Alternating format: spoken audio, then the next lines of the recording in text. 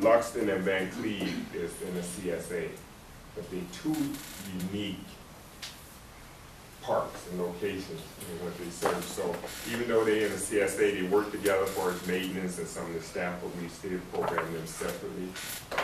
And as far as their park needs and their community needs, and as we do all of them, we still have that community touch to them and feel.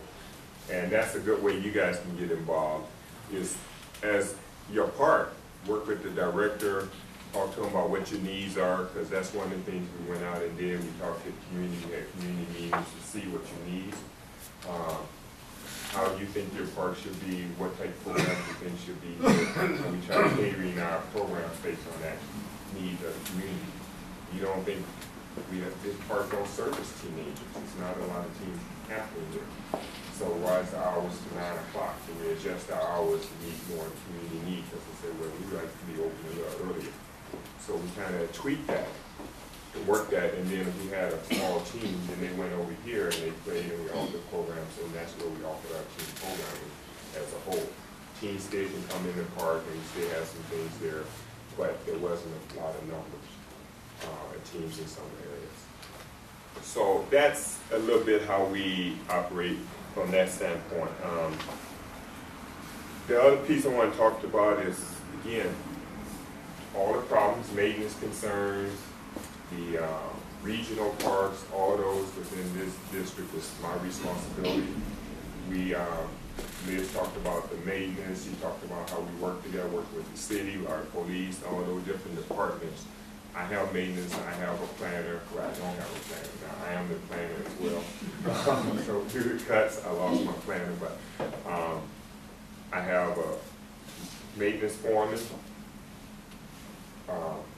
Each district is supposed to have a planner, and then I have a district recreation supervisor who's in charge of all the parks, the rec centers, and the programming. The maintenance, of course, all the maintenance issues. And then the planners help me when we address some park needs and upgrades to parks, or some of the dollars we get to do special projects in the parks. Those dollars come.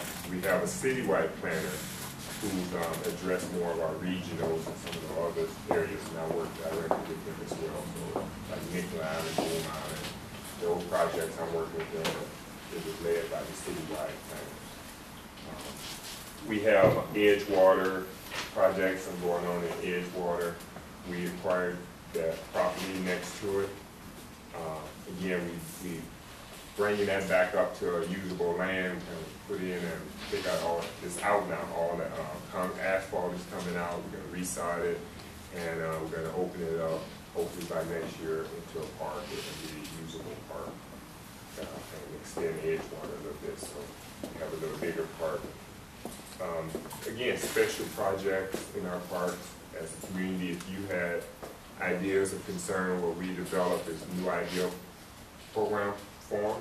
So anytime you want to change a park or add some big major to a park, you fill out that form, I take it, I review it with all staff in our department, get their way in, and then we make a decision if staff can support this or we can not support this. So based on the reason I get back to what we submitted, submit that. I run that through our commissioner. Liz, if some here on the east side, I run through this and say, I got this new idea plan. Give me your thoughts on this, and this is the staff thoughts. Feel like staff can support this. She may have different, we'll talk about that. Agreed. So that just somehow the district is made up. My responsibility. We do work well with the city police and forestry. Again, we handle all the forestry in the city. Yes, in the parks as well as in the city. Our forestry department do a good job. They work well with the city on addressing a lot of needs and issues that are attacking our trees as well. Our police, they just mentioned that, assist the city police on calls. They also assist us on calls in the park, so they have a great relationship there. And events. We're working on one now. We have the Juneteenth coming up, and that will be in North Mississippi. We have the table with not only our city police, the Brooklyn Center police, and that's where we come together. We have meetings and safety meetings, and we talk about issues where there's crime in our parks, city, come together with our park police and we talk about how we can address those issues. So there's a lot of collaboration and partnership going on, even though you have the two, but they have separate responsibilities and goals, and we have our party here and they have theirs. So when they come together to make our community safe, they come together and talk about that. I'm involved in a lot of those meetings as well, in conversation. So that's a little bit, so I'm going to leave it questions. Okay. Maybe we'll ask Danny please, and just kind of a nice segue to talk about how citizens get involved in park planning and advocacy. And that's a little bit about what you have to say, and then we'll open it up to questions. I'm Jane Fortman. I'm from Sheridan Neighborhood, and Sheridan Neighborhood has the dubious distinction of being the only Minneapolis neighborhood without a park, or at least we were until this park was put on the map. So in about 1999, Sheridan kind of took over for a previous neighborhood organization and was really working towards seeing some positive things in our neighborhood. I'm going to pass these around. It's a brochure about the park. And one of our top priorities, of course, was to get some green space in the neighborhood. We did have this vacant 6-block piece of riverfront that seemed like a good place to, get into kind of public use. It's a lot of what happened for us was luck, and I don't know, kind of just a lot of amazing help came our way. So initially, we did a lot of neighborhood input meetings trying to figure out what we would want to see for green space and that type of thing, but it really wasn't until Paul Ostro came and suggested we get together with this veterans group, which of course everyone was so skeptical about, because how are we going to meet everyone's needs?